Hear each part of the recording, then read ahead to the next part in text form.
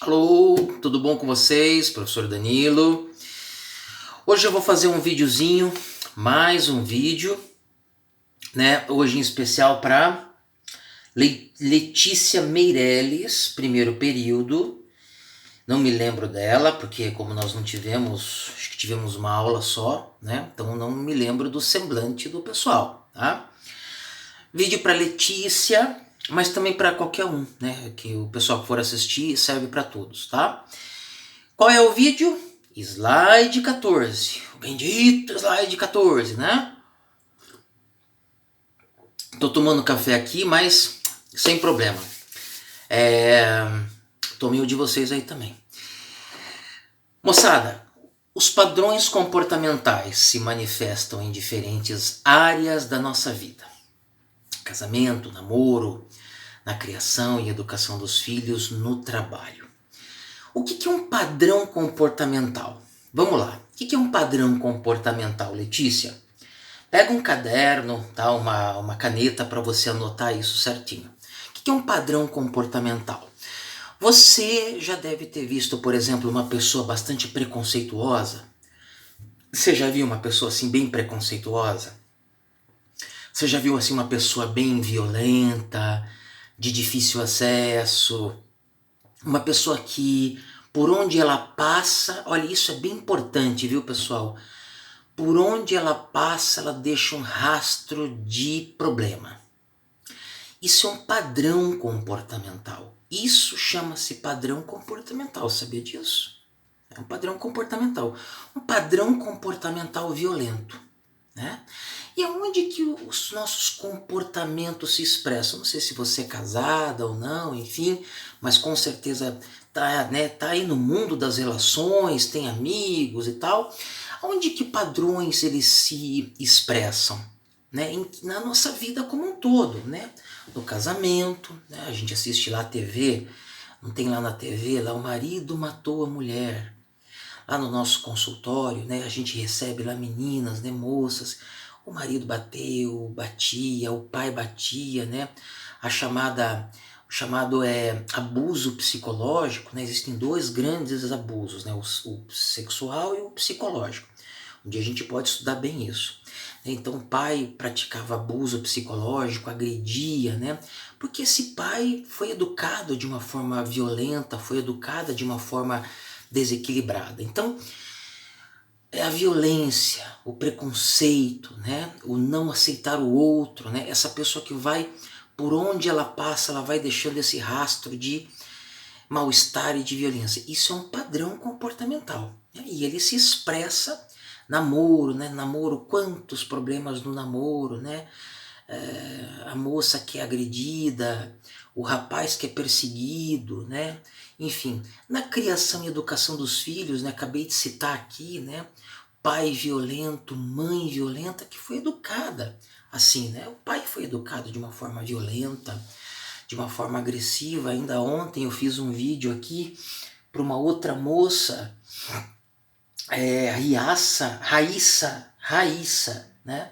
E estava contando esse detalhe aqui na criação e educação dos filhos, né? Quando eu tive uma moça que eu atendi, uma estudante de psicologia, e o pai era um frentista de posto, um homem muito violento, né? Porque quando ela estava conversando com meninas, ele tinha toda uma fantasia, ele tinha todo um delírio que essa moça tinha relacionamentos homossexuais, né? Então era uma pessoa bastante enferma esse homem, né? Ele tinha uma persecutoriedade enorme.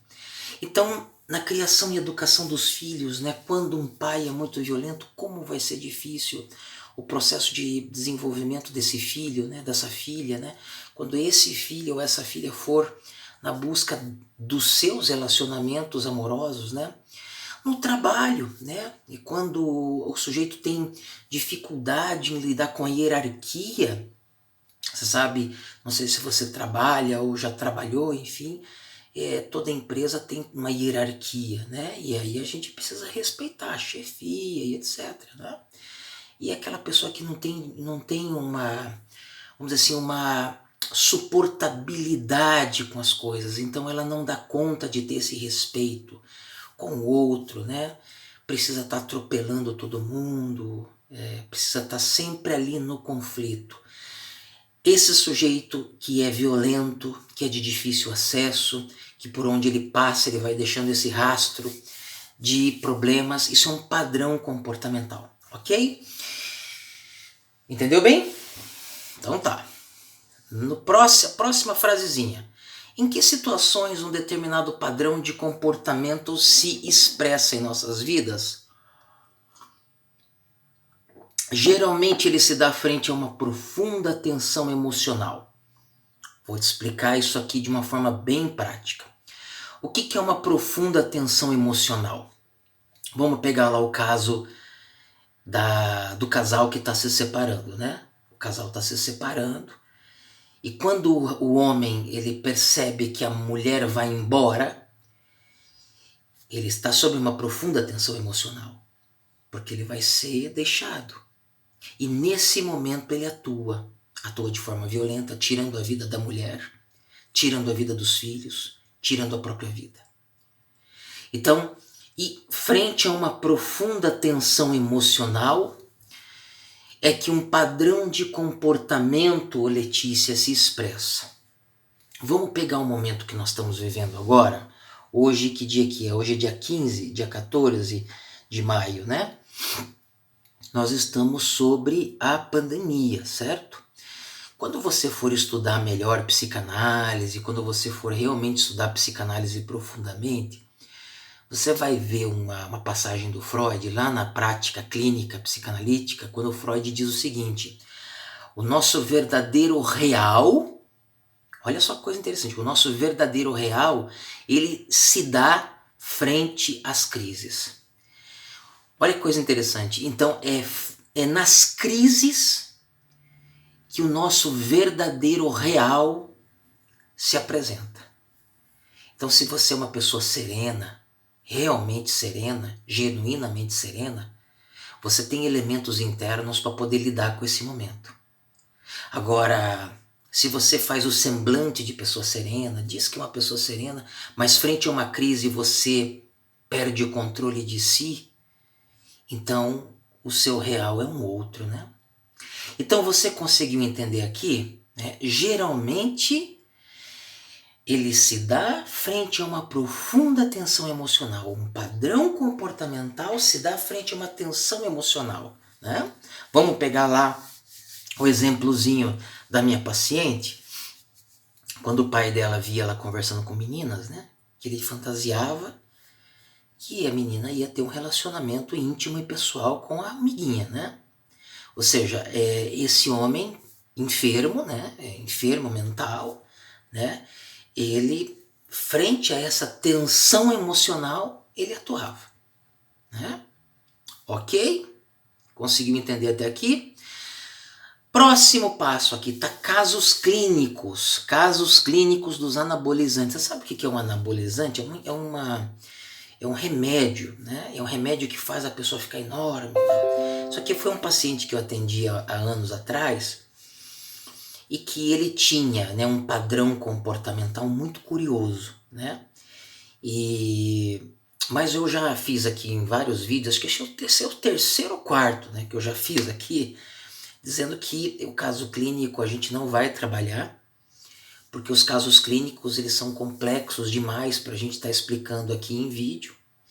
E a melhor forma da gente poder estar explicando o caso clínico, a correta forma da gente estar explicando um caso clínico, até para o debate, né, seria em sala de aula, né, porque daí a gente pode estar ali nesse contato mais próximo com o aluno, né, aí sim é viável, tá?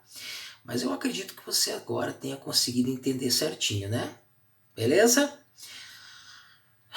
Vi que você estava bem ansiosa, estava bem preocupada hoje. Fique tranquila, fique serena. Isso aqui é tão pouquinho, né? A gente tem que se preocupar com as grandes coisas da vida. E se um dia você for ser uma psicóloga clínica, como este professor aqui, que há 10 anos e meio já trabalha com clínica, e trabalha com pessoas com HIV, e trabalha com pessoas obesas mórbidas, trabalha com pessoas que estão aí passando por tantas situações, né? Isso sim são as grandes coisas da vida. Tá bom, querida? Espero poder ter te ajudado. Compartilhe aí com seus colegas, enfim. Tá joia? Grande abraço. Valeu!